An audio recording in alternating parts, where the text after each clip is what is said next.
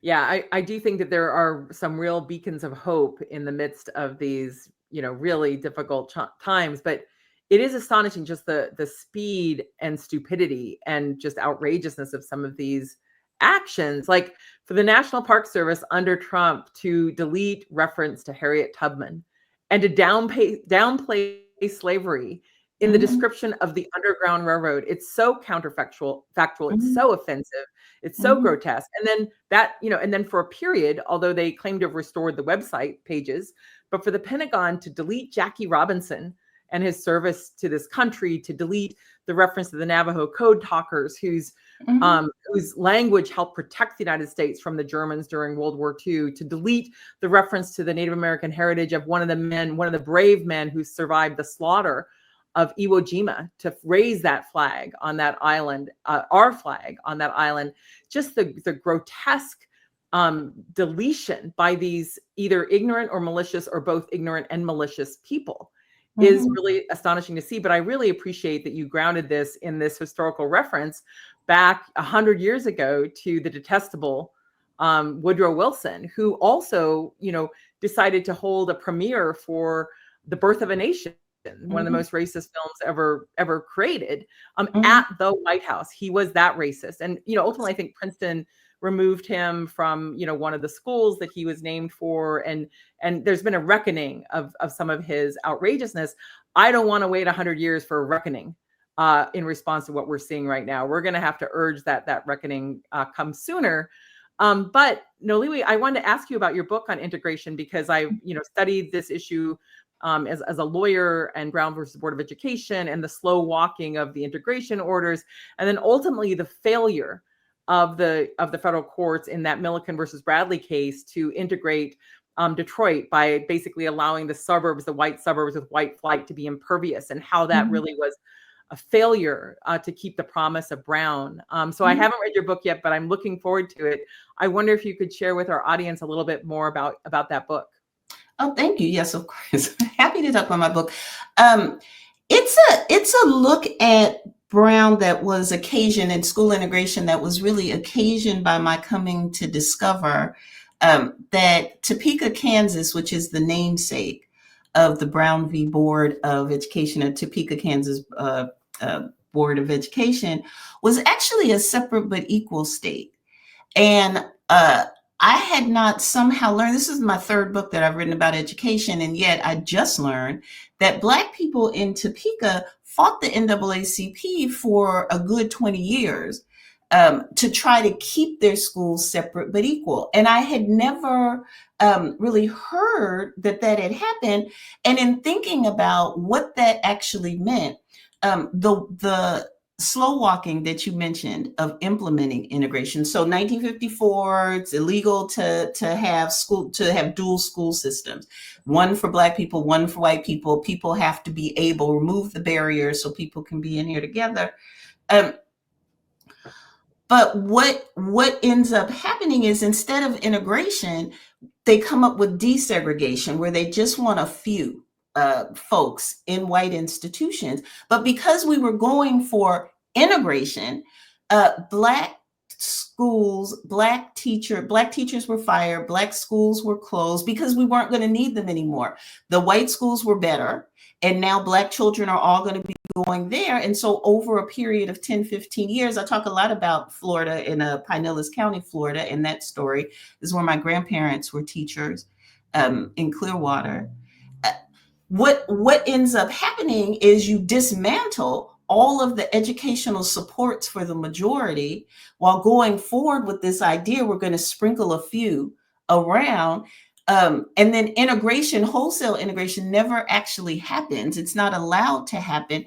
It's going along pretty well. Like you said, Milliken is a problem. And then they start, people start saying, well, we don't want it here in North Carolina either. Well, we in Seattle would like to get out from under, like thinking about this too.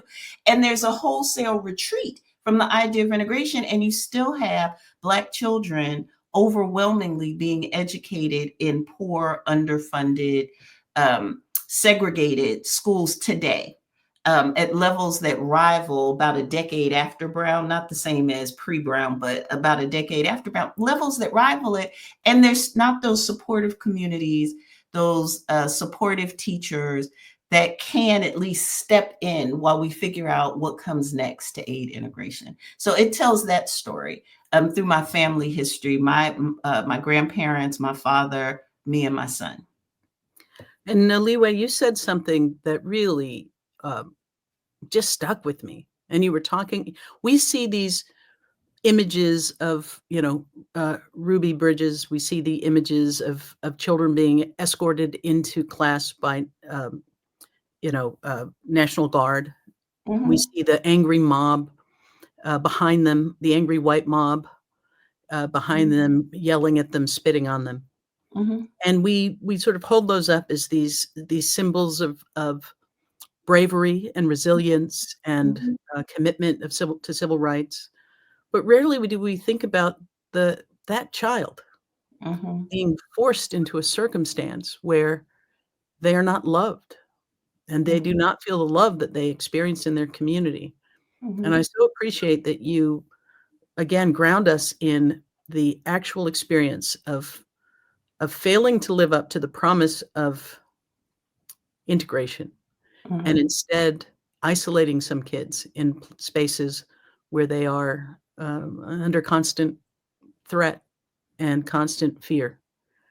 Yeah, too often when we talk about, and I think those kids were very brave in a lot of ways, but as you said, Ruby Bridges, who is 6 and integrates a school in New Orleans, she sits in a classroom by herself for a year with her teacher because none of the parents in the school will allow their white children to sit in the class with her. Like the overwhelming kind of isolation that she went from a community school with teachers, playmates, where she was doing well. I mean, she was 6, so, but she seemed to be well-adjusted and having a good life, to becoming this kind of martyr. But it requires, like, isolation is something that we do to prisoners. Like, isolation is a kind of punishment. And you took her from a vibrant community, put her in this school, and then we say, yay, that was great. And the kids in Little Rock, Arkansas, the Little Rock 9, where they call out the 101st Airborne, like battle-hardened military people who had just seen combat in Vietnam, to get these 9 children into a school. And once they're inside the school, the soldiers stay with them for the first year. They stayed with them for a year. They followed them around in the school. And still, people threw dynamite at them. People threw acid in their face. Teachers attacked them in school in front of these soldiers, and the soldiers were told not to put a hand on any white people, that they were just there as deterrent, but they were not there to actually protect these children.